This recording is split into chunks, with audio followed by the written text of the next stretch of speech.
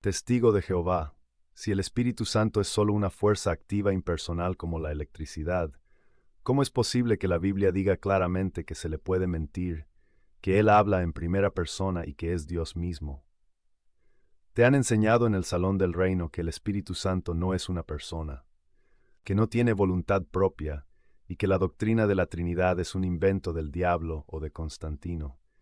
Te han dicho que es simplemente el poder de Dios en acción, como una corriente eléctrica.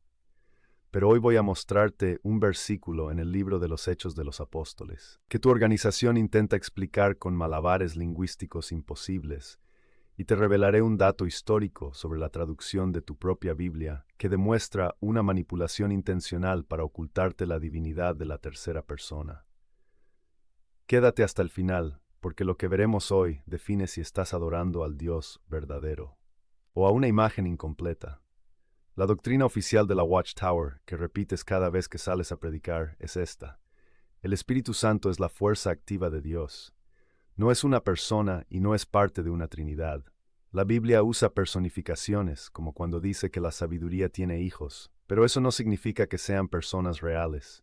El Espíritu no tiene nombre propio, y en las visiones del cielo nunca aparece sentado en un trono junto al Padre y al Hijo. Por lo tanto, adorar al Espíritu Santo es idolatría y no es bíblico. Entiendo perfectamente tu postura porque está diseñada para sonar lógica y apelar al sentido común humano. Si no tiene nombre como Jehová o Jesús, debe ser una cosa. Respeto tu celo por querer adorar solo al Padre, pero hermano, la adoración verdadera debe ser en espíritu y en verdad. Si la Biblia demuestra que el Espíritu Santo es una persona divina y tú lo tratas como una cosa, estás cometiendo un error de proporciones eternas. Vamos a ver qué dicen los textos sagrados sin filtros. Abre tu Biblia, incluso la traducción del Nuevo Mundo, en el libro de los Hechos de los Apóstoles, capítulo 13, versículo 2. La escena es la iglesia de Antioquía.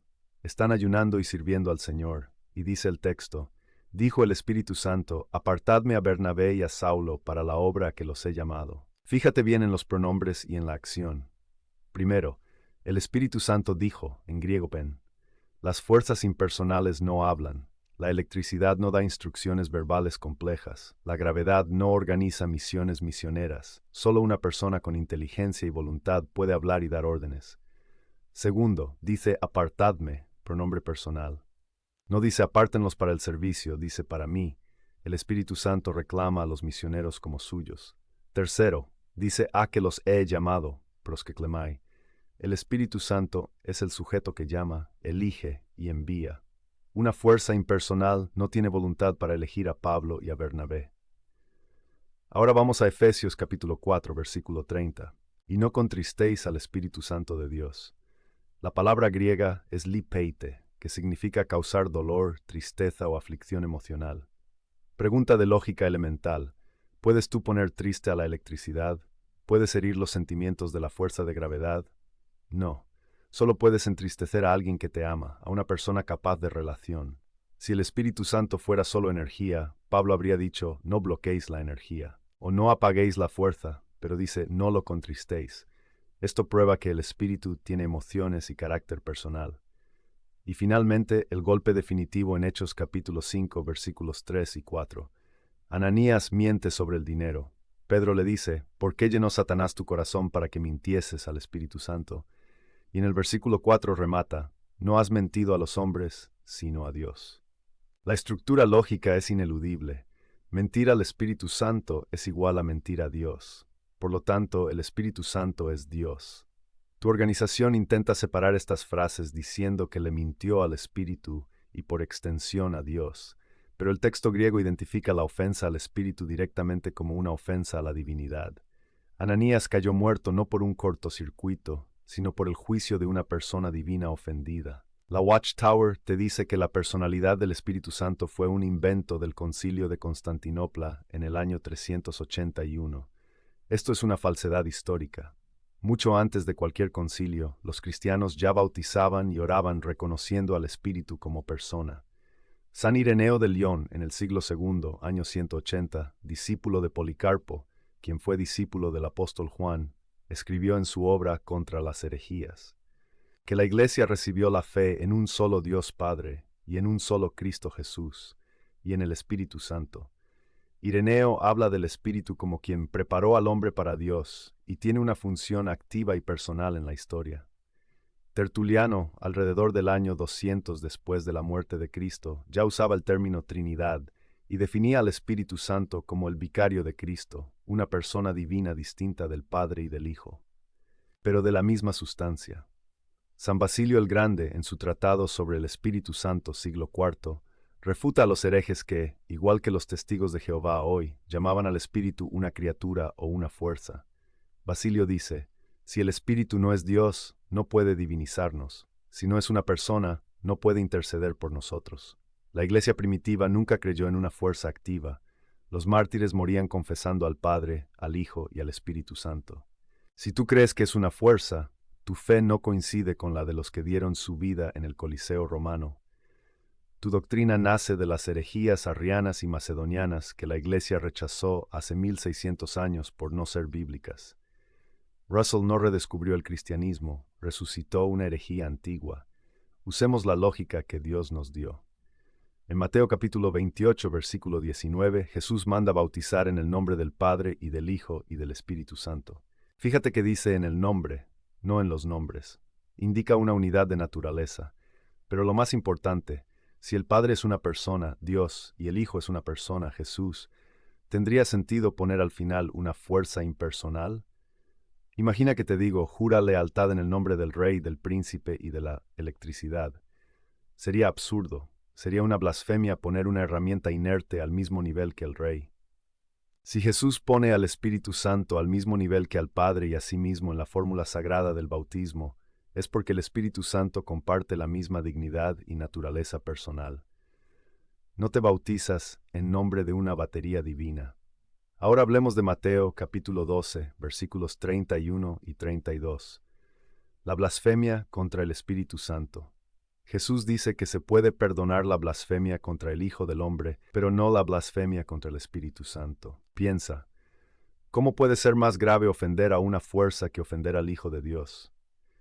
Si el Espíritu Santo fuera solo energía, blasfemar contra él sería como insultar al viento o al fuego. No tendría sentido moral. La única razón por la que esta blasfemia es imperdonable es porque el Espíritu Santo es Dios en su función más íntima de convencer de pecado y dar vida.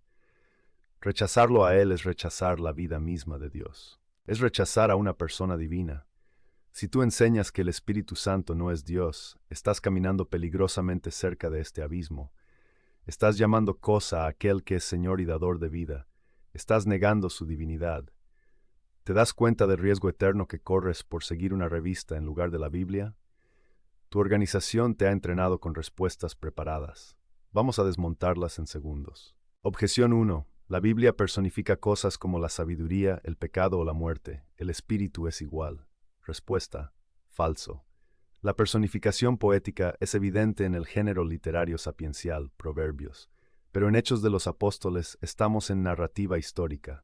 Cuando la muerte es personificada, no da órdenes administrativas como apártame a Bernabé. Cuando la sabiduría es personificada, no intercede con gemidos indecibles. Romanos 8:26. El Espíritu Santo realiza acciones personales en contextos históricos y legales, no poéticos.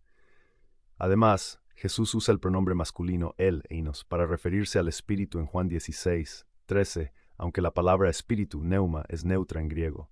Rompe la gramática para resaltar su personalidad. Objeción 2. El Espíritu Santo no tiene nombre propio. Respuesta: Espíritu Santo es su nombre revelado, igual que Dios es un título que usamos como nombre. Pero además, en el Antiguo Testamento el título Espíritu de Yahvé lo identifica plenamente con el ser de Dios. ¿Tiene nombre propio el Hijo antes de encarnarse? Le llamamos Verbo.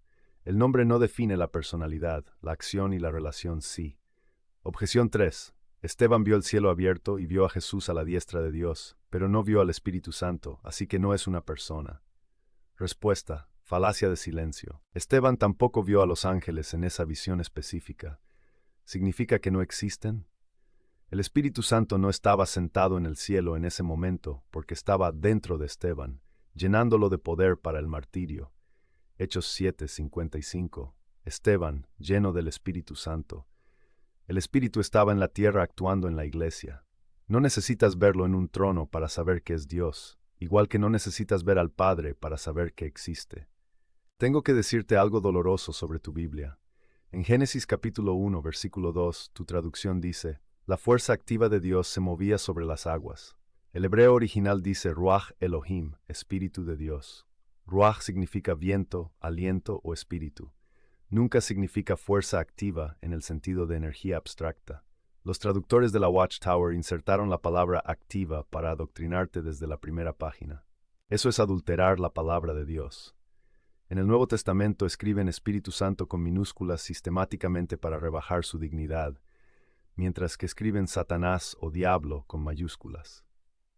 Piénsalo, tu Biblia le da más dignidad gramatical al diablo que al Espíritu de Dios. ¿Qué clase de espíritu guió esa traducción? Cuando lees en 2 Corintios capítulo 13, versículo 14, la gracia del Señor Jesucristo, el amor de Dios y la comunión del Espíritu Santo. Pablo pone a los tres en igualdad. La comunión, koinonia, implica relación personal. No puedes tener comunión, amistad y participación íntima con una fuerza eléctrica. Solo tienes comunión con una persona. La Watchtower te ha robado al Consolador. Jesús prometió en Juan 14:16, os daré otro Consolador. La palabra griega es aios, que significa otro de la misma clase. Si Jesús es una persona, el otro Consolador también debe ser una persona. Si fuera una fuerza, Jesús habría dicho, os daré un poder diferente. Pero te envió a alguien como Él para que no estuvieras huérfano. Quizás digas, bueno, ¿qué importa si es persona o fuerza mientras sirva a Jehová? Importa todo. Si el Espíritu Santo es una fuerza, tú lo usas a Él. Tú controlas el poder. Es como tener una herramienta. Si el Espíritu Santo es una persona divina, Él te usa a ti. Él es el Señor. Tú te sometes a Él. La relación cambia drásticamente. No puedes tener una relación de amor con una fuerza. No puedes orar para que una fuerza te guíe. Pero si es una persona, puedes amarlo, puedes escucharlo, puedes obedecerlo. El cristianismo no es un sistema de gestión de energía espiritual, es una relación de amor con el Padre, a través del Hijo, en la unidad del Espíritu Santo. Al negar al Espíritu Santo, te quedas con un Dios lejano y un Jesús arcángel, sin la presencia íntima de Dios habitando en tu alma. Te conviertes en un gestor de normas y obras, en lugar de un templo del Dios vivo. 1 Corintios 3:16. ¿No sabéis que sois templo de Dios y que el Espíritu de Dios mora en vosotros? Fíjate, eres templo de Dios, porque el Espíritu mora en ti. Pablo iguala tener al Espíritu con tener a Dios. Hermano, no te conformes con una religión fría. El Espíritu Santo quiere hablarte hoy como habló en Hechos 13, pero para oírlo, tienes que reconocer quién es Él. Tienes que quitarte los tapones que la Watchtower te ha puesto en los oídos espirituales. La blasfemia contra el Espíritu Santo es atribuir las obras de Dios al diablo o rechazar la luz de la verdad de manera obstinada. La Watchtower te ha enseñado a rechazar al Espíritu Santo como Dios. Te ha enseñado a ignorarlo, a escribir su nombre con minúscula, a tratarlo como una cosa. Eso es un insulto gravísimo a la divinidad. Pero hoy has escuchado la verdad. Hoy has visto en tu propia Biblia que Él habla, siente, ama y es Dios. Ya no puedes alegar ignorancia. Te invito a hacer algo valiente. En la privacidad de tu cuarto, habla con Él. Dile, Espíritu Santo, si eres Dios, revélate a mi vida. Si eres una persona, enséñame la verdad. Dios nunca deja sin respuesta una oración sincera. No tengas miedo de desafiar a la organización si es para buscar a Dios. La Watchtower pasará, pero la palabra de Dios permanece para siempre. Y esa palabra dice que el Señor es el Espíritu. 2 Corintios 3:17. Quiero leerte en los comentarios, pero con Biblia en mano. Protestante y testigo de Jehová. Explícame Hechos 13:2. Cómo una fuerza activa dice apártame y he llamado. Cómo la electricidad usa pronombres personales. Espero tu respuesta abajo. Católico, comparte este video en tus grupos parroquiales y con tus amigos.